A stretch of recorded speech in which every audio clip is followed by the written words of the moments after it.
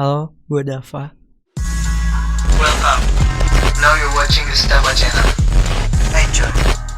Di video kali ini gue bakal ngebahas lagi tentang peralatan audio. Di video sebelumnya gue udah sempet ngebahas salah satu peralatan audio, yakni mic condenser dari Altron dengan seri MC001. Buat kalian yang penasaran reviewnya gimana, bisa cek ya videonya di sini, linknya atau di sini. Kira-kira peralatan audio apa yang bakal gue bahas? Jangan kemana-mana, tetap nonton video ini ya.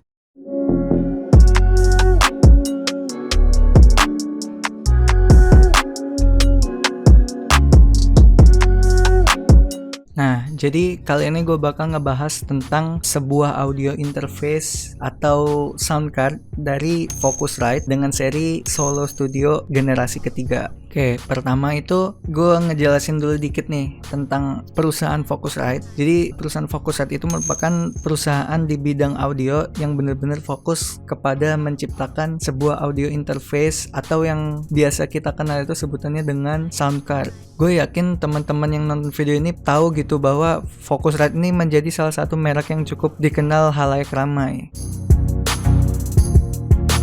Tahap review awal gue mulai dari packaging dulu ya. Nah, jadi ketika teman-teman ntar beli sound card ini bakal dapat packaging itu bentuknya seperti ini.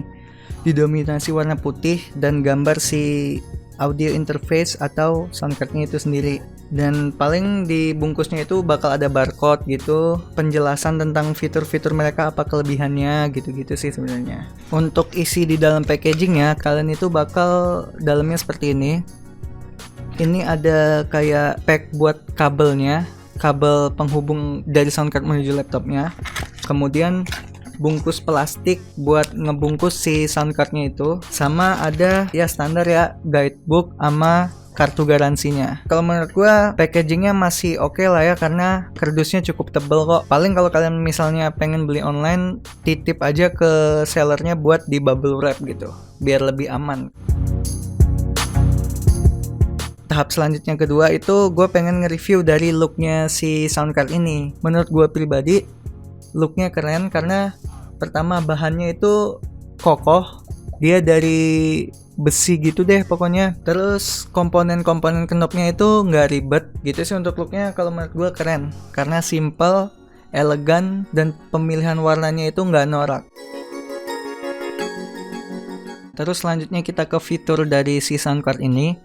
Jadi sebelum itu gue mau ngejelasin tentang apa sih perbedaan sound card generasi ketiga ini dengan generasi-generasi sebelumnya. Yang pertama itu adanya upgrade preamp mic Focusrite dengan tombol R yang ada di sound cardnya, sehingga ketika kita merekam vokal dengan menggunakan preamp R ini, sound yang dihasilkan itu lebih bright dan soundnya lebih lebar. Terus perbedaan yang kedua itu koneksinya itu udah menggunakan USB Type-C, jadi lebih stabil dan fleksibel. Yang terakhir, output speaker sudah tidak menggunakan RCA lagi, tapi menggunakan output TRS sehingga bisa mengurangi noise karena menggunakan sinyal balance. Nah, untuk spesifikasi detailnya, jadi Focusrite Scarlett Solo ini yang pertama itu dia punya line input 1, terus instrumen input juga 1, disertai dengan masing-masing knob gain, lalu dikoneksikan melalui USB Type-C seperti yang udah dijelaskan tadi. Kemudian untuk audio resolusinya itu up to 24 bit atau 192 kHz. Terus preampnya itu 1 seperti yang udah dijelasin tadi, preamp Air. Kemudian phantom powernya juga 1, 48 volt. Terus untuk analog outputnya itu sistemnya udah TRS, jadi bukan RCA lagi. Kemudian satunya lagi itu ada colokan buat headphone, jadi buat kita monitoring rekaman kita, disertai dengan knob monitoring, jadi kita bisa ngatur besar kecilnya monitoring kita. Kemudian ada juga yang terakhir itu tombol direct monitor. Jadi direct monitor itu misalnya teman-teman nggak ngebuka DAW dan pengen ngedirect langsung dari si sound card, tinggal klik si direct monitor itu. Jadi untuk spesifikasinya seperti itu. Dan satu lagi fitur yang menurut gue cukup unik adalah kita punya Focusrite Control di desktop kita. Jadi kita di sini bisa ngekontrol sound card kita lewat software itu. Kayak kita bisa milih kita pengen pakai input yang mana, misalnya line input atau instrument input gitu. Terus kita bisa nentuin bitrate dari audio kita, dan yang paling unik nih dan seru menurut gua, kita di sini bisa ngerubah indikator warna dari volume gain kita. Jadi kan umumnya yang kita tahu volume kita itu perfect ditandain sama warna hijau, dan kalau sedikit kekerasan itu oranye dan terlalu keras itu merah. Kita bakal dapat beberapa bonus kayak software dan plugin.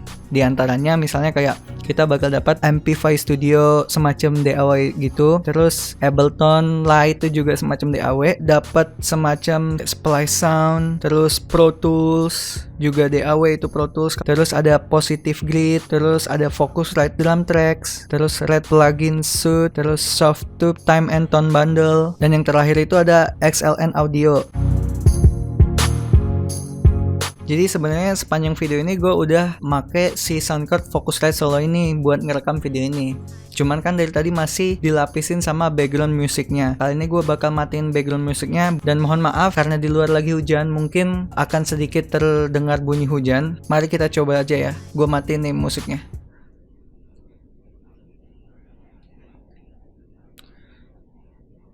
Dan ini gimana soundcard itu menangkap suara gue. Tes Focusrite Solo. Cek sound check. Jadi untuk harga waktu itu gue dapat di harga 2.010.000.